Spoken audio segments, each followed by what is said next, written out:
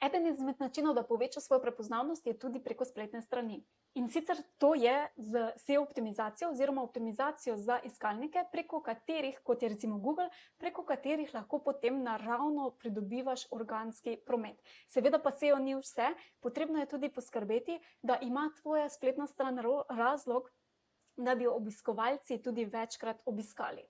Torej, na kratko povedano, da imaš na eni strani optimizirano spletno stran, ki bo organsko pridobivala na Googlu nove obiskovalce in poskrbiš tudi za vsebino, ki bo dala razlog tvojim obiskovalcem.